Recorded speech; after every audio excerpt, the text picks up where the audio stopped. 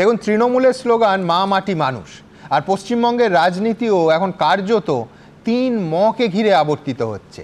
ময় মসজিদ, ময় মন্দির আর ময় মুর্শিদাবাদ।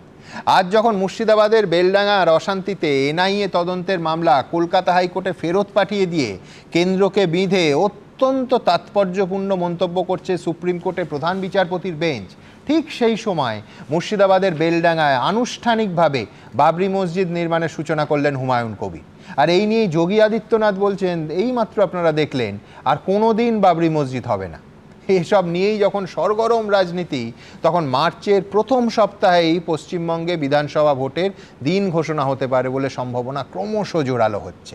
এখন বাঙালি হিসেবে প্রশ্নটা এইখানে যে এতদিন গোটা দেশে যেভাবে খুল্লাম খুল্লা হিন্দু মুসলমানের রাজনীতি চলতো, সেটা কি এবার পশ্চিমবঙ্গেও শুরু হয়ে গেল?